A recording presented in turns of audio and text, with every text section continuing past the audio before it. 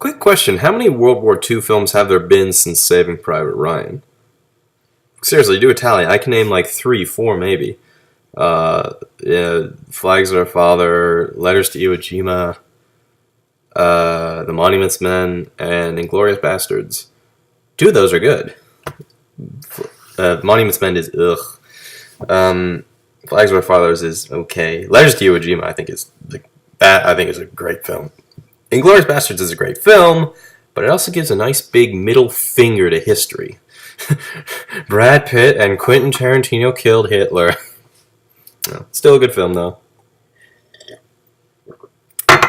But anyways, Fury. Yeah, and also going with those, there's probably way more of those World War II films post Saving Private Ryan, but how many of them are actually good? Just saying. I mean, those were two good ones I named, Inglourious Bastards and Letters to Iwo Jima. But I think I can add Fury to the list. I enjoyed Fury quite a bit, actually.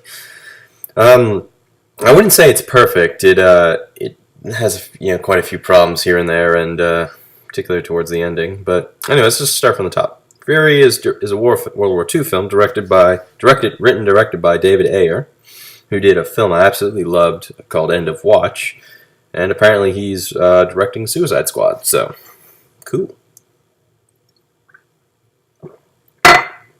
It stars Brad Pitt as this tank commander. The tank itself is called Fury, and I kind of like it. The tank itself is treated as a character in itself, which I think was great. Anyway, it centers on these five guys in a tank, really. Brad Pitt, Shia LaBeouf, Michael Pena, Logan Lerman, and who's the other one? Joe... here, let me pull it up. Fury film. Here we go. Let's see here.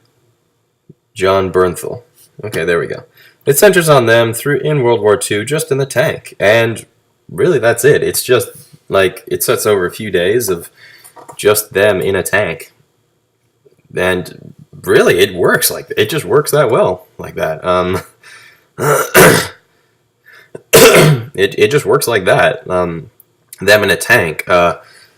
We see them sort of go through these various battles and see just the intensity of it all, just both from inside the tank and outside. There's one absolutely incredible scene where they fight this German Tiger tank, and German Tiger tanks are way more powerful than American tanks. You see it really. It takes 3 American tanks to take this thing down. Bit of spoilers, but trust me, the scene is it's long, it's intense, it's great. Performances are all great, though Joe Bernthal, I'll get to him in a minute. Brad Pitt is great as the leader of the bunch. They'll have kind of nicknames. Brad Pitt is War Daddy, Shia LaBeouf is Bible, Logan Lerman is Machine, Michael Pena is Gordo, and Joe Bernthal is Coon-ass. Coon-ass.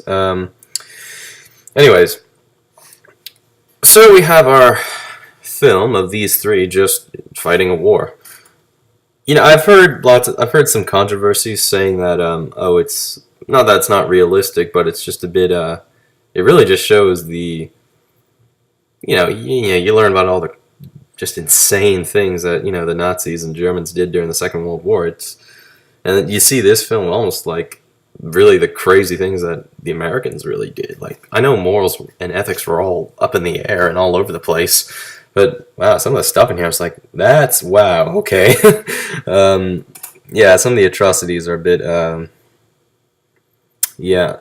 So, accuracy isn't really its strong suit. A friend of mine pointed out a big problem, saying that Logan Lerman, who's sort of the newest recruit in the tank, as Brad Pitt just openly slaps him in the face, and he said, well, you're not supposed to do that to new recruits. So, there's always that argument of, well, when is it just a movie and when are we watching a piece of history? Because I don't think this is based on a true story. It's World War II. You can really just almost do what you want, really, with World War II stuff. I mean, Saving Private Ryan did its own thing, and that worked perfectly. This, it works well. So Logan Lerman's their newest gunman. Assistant driver bow gunner.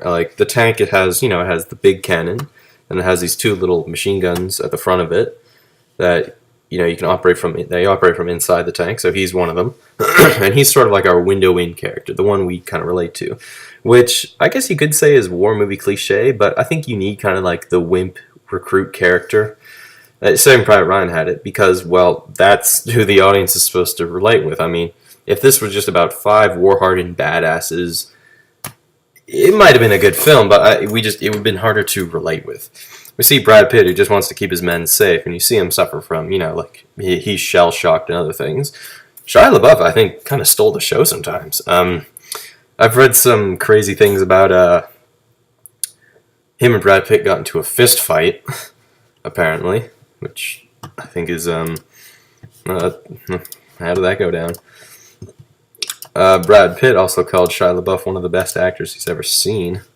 And apparently Shia LaBeouf went to some extremes with this role. He, let's see if I can find out what he did. Apparently he made all his, like, cuts on himself, because he's got, like, a few bruises and scrapes on him. He did all that himself. Apparently pulled a tooth or two from him.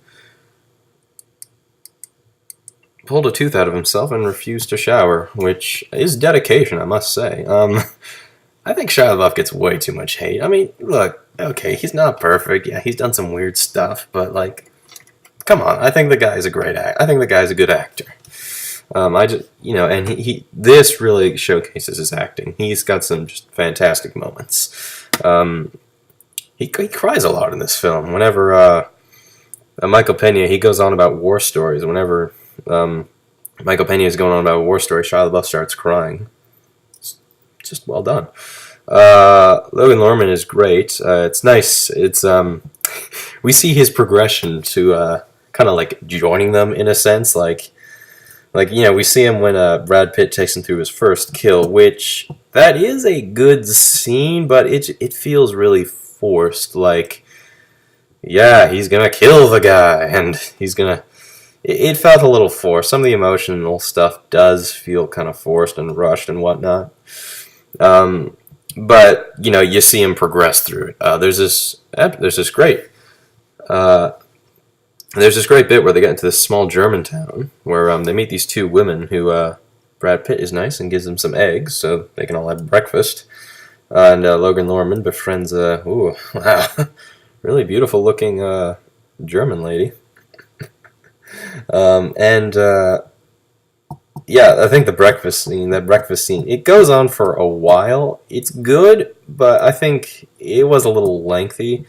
And then comes the biggest problem with the film for me. Joe Bernthal as Kunas. Okay, this guy is a dick. Like, the most cliched kind of dick you find in war films. Like, he's seen and done everything, so he's just gonna be a dick about everything.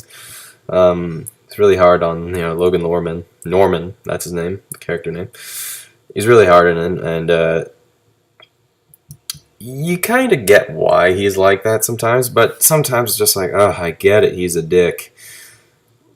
So, yeah, I wouldn't say, the writing isn't as strong as I think it could be sometimes, especially towards that scene sometimes. Like, it's a nice, like, it has a nice awkward feel to it. Like, here's these, like, 5 American guys, and like they're just coming in and we're having breakfast together. It's a playfully awkward scene. It kind of works like that in that sense. But yeah, this guy Joe Kunas, he is just a dick beyond belief, and it gets a little silly if you ask me. It does get kind of silly. But as it is, I think it's a good film. It's enjoyable. And I wish there were more like war films like this. I mean, yeah, war films were big in like the 70s and 90s, and well, probably way beyond that, and probably before that as well. I mean, I'm just you had like Apocalypse Now in the 70s, and it's like, well, what do you do from that? Like, what Vietnam movie's gonna beat that? I mean, Full Metal Jacket didn't even come close. World War II movies, what is anything really gonna beat? What is anything going to beat Saving Private Ryan? Like, I don't think that's the greatest World War II movie of all time, but it's pretty up there, I believe. Yeah, well. But as it stands, I think it's an enjoyable film. The sort of finale to all of it is, A friend of mine said it was kind of like cheesy. He's like, oh, it's just showing how badass they are. I don't think it's really showing how badass they are. It's just their dedication, really. It's yeah, I'll just set it up for you. So it's their tanks are one of their treads on their tanks breaks down, and like it's just like almost like just a couple miles away is like just hundreds and hundreds of German soldiers. So really, they think we can either leave or take a stand. Take a guess which one they pick. Yeah. So it does. If you, it's hard to put into words, really. Just I can't remember.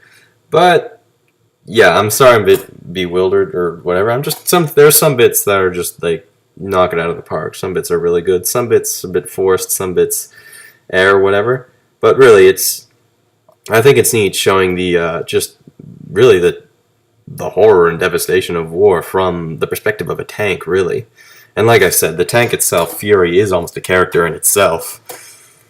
And it's neat just seeing and the crew itself, it's neat seeing all them working together, just trying to overcome this. Like each one plays a role, and it's like the moment one goes down, like the whole thing will just, the moment one of them does go down, everything will just sort of fall apart, really. Like that's the impression you get. Like if one of these guys goes, well, geez, what are they gonna do? You can really get that feeling from it. The cast is good for what it's worth. But I think David Ayer has done better. So, but all over the place. It does kind of get to me sometimes. Some bits really did get to me. So, what else is there to say? Yeah, but I also like that it doesn't try to reach sort of the levels of Saving Private Ryan.